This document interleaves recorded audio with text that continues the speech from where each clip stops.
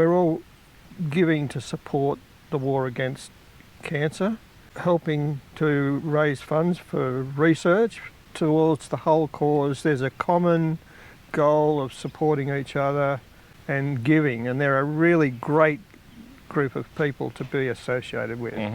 Overall, I think each rally raises around 2 mil. Yep, we're the biggest contributor to the Cancer Council in Australia. Is that true? Yeah. Yeah, okay.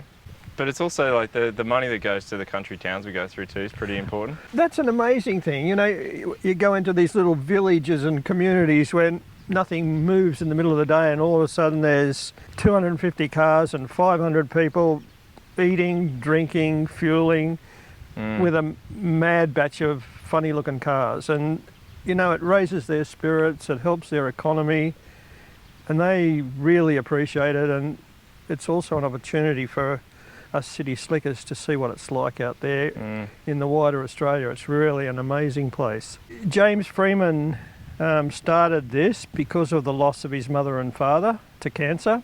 They're like a rally family. I think because they're all contributors and givers and caring about others, they sort of said once you do one rally, you'll become part of the family. And we only ever agreed to do one rally. Mum made us actually promise not to do two. Because of the fights running up to it. And the second one's proved just to be exactly the same as the first. So officially saying this will be the last one. This will be our second last rally.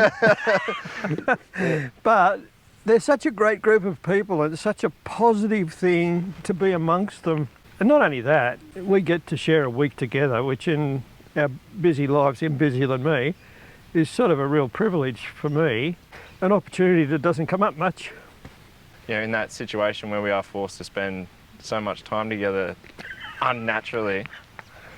We weren't fighting really on the rally at all. It was fine once we were going, but we got to, you know, talk about things that we never have done before. You know, and would never normally get the opportunity to. Yeah. Yeah, which was really nice. Great. Yeah. And really, our fighting is just a reflection of our natures. I've given him all the genes, the bad genes that I've got. Now I've got to fight him when I work with him.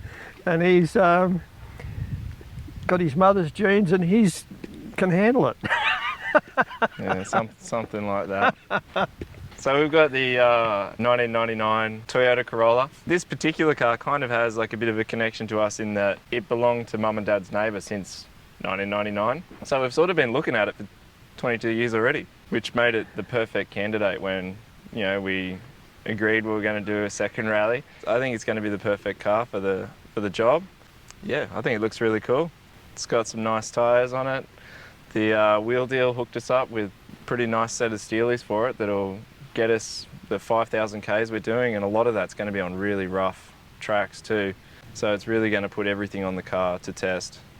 With all the rain they've had out there, it'll be even more interesting. Yeah, it should be muddy.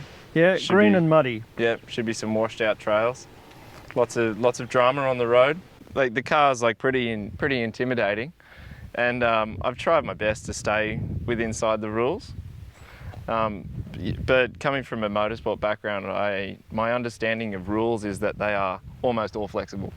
Liam and I and Porter as well really nutted out how we were going to get rid of the saggy old suspension that was in it and lift it up a bit, make it ride properly and drive properly so that we weren't going in with any question marks. We knew it was going to be up to the job without any issues. Ian Porter runs Porter Performance and Steering. He's someone that can make your car faster without making it faster, if that makes sense. He runs a high-end wheel alignment facility out of Kirrawee. So we've got RAV4 suspension under it for the most part to keep it simple. When people ask me about Porter, I describe him as like this perfect equilibrium of science and like farm get it done. And he just like brings it together in a way that, you know, shouldn't work, but it does. Yeah, so like I said, I'm extremely thankful for Porter's input. He's incredible. Dad painted it on the driveway. He reckons there's 3 cans in it. Duramax. I reckon it might be 4 with all the runs. There's pretty paint heavy in a few spots. We got a screen door roof rack with our full-size spare and some donated light bars. Yeah, we've wired all that up. We've got the train horn. And extra fuel on the tailgate, because we're required to carry an extra 40 litres of fuel for the rally. There'll be days where we will be exceeding the maximum range of the car. That's about it. The car's pretty standard. It's just well maintained. It's a Toyota. Yeah, and I think keeping what we can as it is important for durability, and you know, if we need some parts along the way, we can just replace it with standard parts. So I really haven't changed anything that doesn't need to be changed, and I hope it works. We'll take a spare radiator. We busted a radiator last time, and we got through with just putting pepper in it every day. Watching the fuel, like the temperature gauge all day, is tense. So this year we've got a spare radiator ready to go. Lost a huge bolt in the suspension, nut off a huge bolt, had none, and Matt put a stainless steel hose clamp where the nut should have been, and it held the suspension together for the rest of the rally. Yeah. I thought that was pretty impressive. Yeah, so I'll probably do a better spanner check this time, I reckon. And might Loctite some stuff. Every night they have a automotive triage, and they've got a set of really good volunteer mechanics to fix all the breakages during the day. And you know, they sort of decide which cars are going to be able to continue and which aren't. I needed a CV. Oh, that was amazing. Yeah. That was amazing. Because Yeah. we'd already been told it couldn't be done. Yeah, because of the height of the car, we were pushing the limits on CV joints. And I'd taken some spares, and I was down to my last one, and I accidentally popped it while I was trying to put it in. So the whole thing came apart, bearings everywhere. In the middle of the night, under the car. Yeah, and I'd done this a few times at home, and every time it had happened at home, I couldn't put it back together. I took it to friends who I considered to be good mechanics that couldn't put it back together. They were just like, put it in the bin, buy another one, they're 60 bucks. And it was the last one, and it was just a spare, but I still didn't want to give up on it. And I took it to this guy, I can't remember his name, unfortunately. He had like a big beard and a 40 series cruiser. And he rebuilt this CV joint, you know, 10 rums deep in the dark on the dirt with 2 flathead screwdrivers in less than a minute. Like, we couldn't do it in the garage with all the tools in the world and all the time in the world, and he just ploughed through it like it was nothing, and it was perfect, like a new one when it went back together.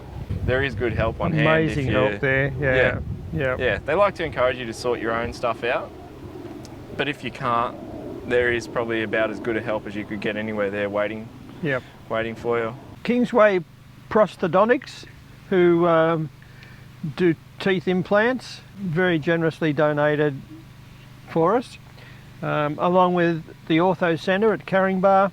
Really nice guys, really happy to give and support the cause. Much appreciated.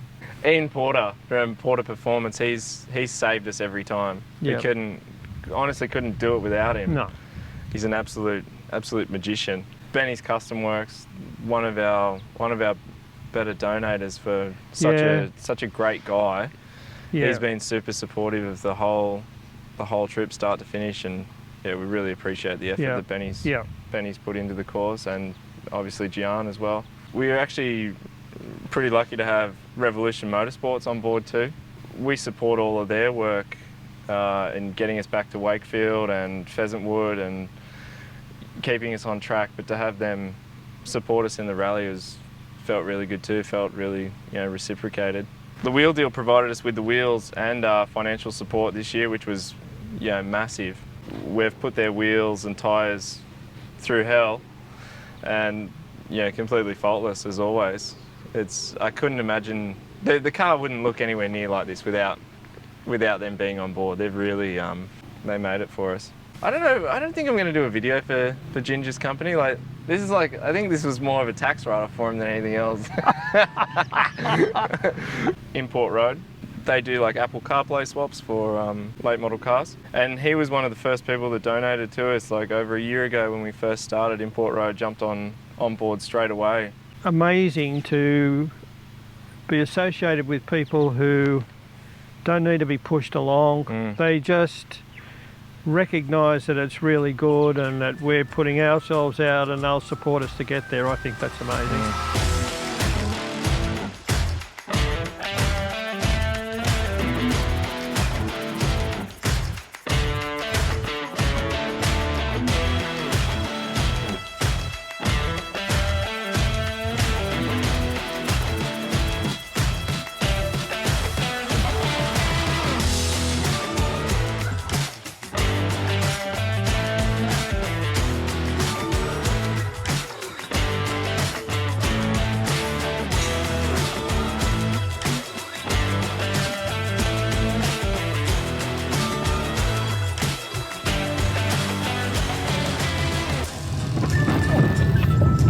Bother doing that too much. It'll be a long while before the tow truck gets here. Yeah, well.